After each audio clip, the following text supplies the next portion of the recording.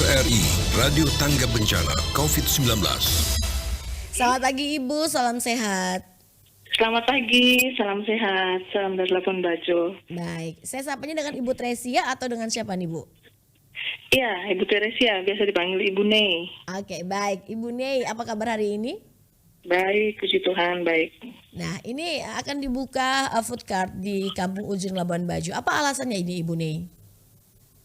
Iya, itu food court itu kan dulu tempat pusat makan, tapi sudah dianons kembali oleh Kementerian PUPR dan baru saja selesai dan sudah ada serah pengelolaannya ke pemerintah daerah. Jadi kita harus optimalkan kembali.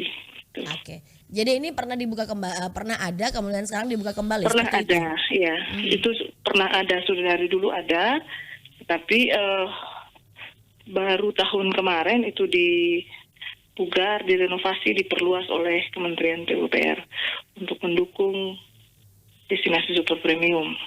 Oke. Tapi konsepnya masih sama, itu untuk dimanfaatkan untuk pemberdayaan UMKM. Oke, baik. Nah, ada perubahan nih ya yang dilakukan di tahun ini untuk membantu UMKM khususnya di masa pandemi COVID-19 ini. Sejauh mana progresnya ini Bu Nei? Iya, sebenarnya kita sudah buka pendaftaran dan bahkan sudah melakukan seleksi administratif. Ya, secara schedule hari ini akan diumumkan karena itu kapasitasnya terbatas, hanya 40 tenan yang bisa dimanfaatkan. Jadi dari 300-an pendaftar, tentu kita harus selektif. Jadi prioritasnya ya kita harus memprioritaskan UMKM dan itu betul-betul UMKM yang bertumbuh hidup di Manggarai Barat gitu. Oke. Nah, ini 40 UMKM 40 lapak yang nantinya akan menempati food cart di Kampung Ujung Labuan Bajo ini sudah termasuk dengan UMKM yang sudah ada di tahun sebelumnya ataukah ini benar-benar semuanya baru? Iya, betul. Bahkan lebih baik kepada mereka-mereka yang pernah ada di sana dulunya, karena biar gimana pun mereka pencipta sejarah ya, dulu pernah ada di situ gitu. Oke, berarti para UMKM ini juga mereka mengikuti seleksi juga kembali? Iya, setelah seleksi administratif kita hanya melihat administratif, artinya betul-betul UMKM yang pernah membuka usaha, artinya betul-betul bukan pemula karena ini standarnya premium. Terus yang kedua kita lihat apa relevansi antara nomor izin berusahanya, NIB-nya dengan usaha yang ditekuni. Setelah seleksi administratif, karena nanti pengelolaannya diserahkan ke BUMD, itu Perumda Bidadari, nanti akan dikurasi oleh tim yang disiapkan oleh tim Bidadari sebagai pengelola nantinya. Okay. Kami di dinas betul-betul hanya untuk memfasilitasi pendaftaran dan seleksi administratif. Berarti hari ini pengumuman seleksi administratifnya dari 300 pelamar yang sudah memasukkan berkasnya seperti itu Bu Nei? Betul, iya, betul. Nah, kemudian karena ini pendaftarnya kan karena kita buka pendaftaran online, jadi yang mendaftar banyak yang sedang tidak ada di Labuan Bajo seperti dari Jakarta, Bali, juga dari beberapa kabupaten di NTT. Dan ini diperbolehkan Ibu jika memenuhi syarat meskipun bukan dari warga atau UMKM Labuan Bajo? Ya, sebenarnya diprioritaskan, artinya diprioritaskan karena dari Labuan Bajo, diprioritaskan untuk yang tinggal berdomisili di Labuan Bajo. Apalagi ini kapasitasnya terbatas gitu. Oke, apa saja persyaratan administrasinya dan hal-hal lain yang akan mendukung para UMKM ini akan bisa menempati lapak dari food cart Kampung Ujung Labuan Bajo ini sendiri Bu Nei?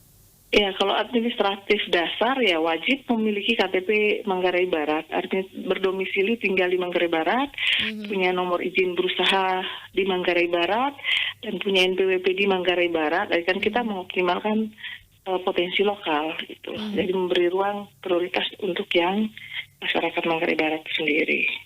Nanti dikurasi yang nanti mungkin persyaratannya lebih detail ya, dikurasi, artinya konsep manajemen bisnis dia, bagaimana konsep food safety-nya segala macamnya, nanti dikurasinya setelah minggu ini. Oke. Nah ini kalau untuk administratif ya dasar aja. Baik. Nah berarti harus melewati beberapa tahap seleksi nih Ibu ya. Setelah tahap seleksi administratif, Iya, ada seleksi lagi, ada 2 seleksi. kurasi lagi nanti itu dengan tim profesional Oke. Perumda juga bersama tim profesional yang direkrut oleh tim Perumda. Karena nanti pengelolanya Perumda, jadi tentu komitmen-komitmen yang harus disepakati itu harus sebagai persyaratan juga gitu. Oke. Nah, sedangkan peran dari Dinas Tenaga Kerja dan Koperasi Usaha Kecil Menengah ini seperti apa nih Bu dalam usaha untuk UMKM Foodcard ya. ini? Ya.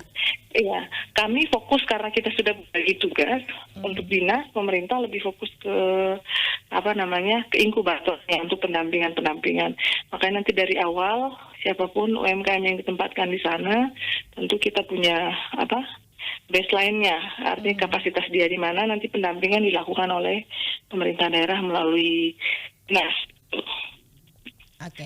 Nah, ini respon Jadi inkubatornya ada di dinas untuk pendampingan apa saja, itu apakah kapasitas manajemen keuangannya, terus bicara terkait kapasitas teknis itu nanti didampingi. Karena tahun ini juga kami disupport oleh Kementerian Koperasi UMKM untuk membangun PLUT, itu pusat layanan usaha terpadu, tempat di mana tempat UMKM belajar bersama, inkubasi.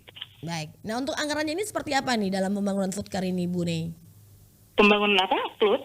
Food court-nya ini, Bu. Oh, food court, iya. Ini kebetulan penganggaran semua, kalau infrastrukturnya kan dibangun dari Kementerian PUPR.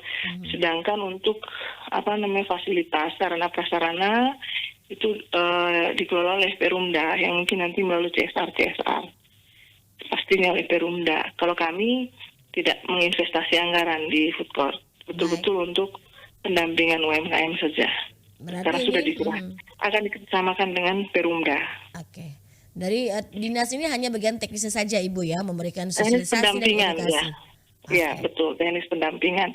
Nanti pasti kami juga ikut mengawasi karena pengelolanya Perumda, ya pemerintah tentu bagian dari tim selain pendampingan juga pengawasan proses yang ada di food court. Kan ini yang daftar banyak sekali ini. Jadi pasti nanti akan ada proses-proses ya, biar seleksi alam yang akan terjadi dalam proses nanti. Kalau misalnya tidak memenuhi target yang ditetapkan Perumda, tentu bukan berarti menutup kemungkinan yang mungkin saat ini tidak lolos administratif atau belum lolos kurasi, ya mereka-mereka ini yang mungkin saja bisa menggantikan nantinya. Oke, jadi memang ini benar-benar dinilai secara profesional nih Bu Nei ya. Iya, betul. Karena ini juga Mabar kita tahu nih adalah pusat wisata premium juga nih di Indonesia nih Bu Nei ya. Betul ya. Nah, berarti ini bisa dikatakan bahwa animo dari masyarakat khususnya UMKM ini cukup tinggi ya untuk mengikuti. Tinggi sekali, ya betul ini. Tinggi sekali.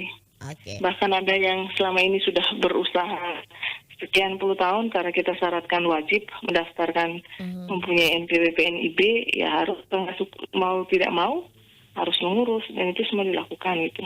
Dari berbagai, tidak hanya dalam kota, ada dari beberapa kecamatan yang mungkin sudah membuka usaha warung atau restoran di wilayah kecamatan. Ya mungkin mau menguji keberuntungan. Nanti secara administratif lolos, ya kita tunggu nanti secara kurasi teknis apa memenuhi syarat atau tidak. Nah ini kapan rencananya sendiri Bu untuk food court ini mulai beroperasi? Rencananya setelah Lebaran sudah harus di launching. Baik, jadi memang ini segala macam persiapan bagi UMKM ini sendiri juga sudah terus dilakukan. Hanya 40 lapak saja disiapkan Ibu ini. Apakah karena disesuaikan dengan infrastruktur dari bangunannya sendiri ataukah seperti apa? Betul, disesuaikan dengan kapasitas lapak space di food courtnya. Baik. Jadi hanya memungkinkan untuk 40 tenan. Kemudian dukungan pemerintah Kabupaten Manggarai Barat ini sejauh mana Ibu? Kenapa Ibu? Dukungan dari pemerintah Kabupaten Manggarai Barat. Iya, dukungan kita ya tentu ada beberapa hal, misalnya terkait kelengkapan dan lain-lain. Itu karena pemerintah pusat itu hanya menyerahkan bangunan fisik ya, dengan tata kelola sarana prasarana itu disiapkan oleh pemerintah daerah termasuk pendampingan UMKM itu sendiri. Ini sharing ya. Apakah ada halangannya selama ini ditemui dari tahap administratif sampai dengan saat ini nih untuk pengumuman hasilnya ini Bu? Kalau halangan sebenarnya tidak ada, hanya karena mungkin karena banyak yang belum terbiasa ya, misalnya untuk izin NIB dipikir bahwa itu ribet urusannya, tapi setelah lakukan karena kita bersinergi juga dengan perizinan. Ya hanya 30 menit itu bisa selesai dan mereka surprise sekali kalau tahu sangat mudah ya dari dulu sudah mengurus izin gitu. Oke. Baik. Sejauh ini tidak ada halangan. Oke. Baik Bu Nei, terima kasih untuk informasinya pagi hari ini. Sukses ya Iya, selamat untuk pagi. pembangunan food court-nya. Salam sehat selalu, selamat beraktivitas. Ya, terima kasih. Selamat pagi. RRI Radio Tangga Bencana COVID-19. Baru saja mendengar, kita berbincang bersama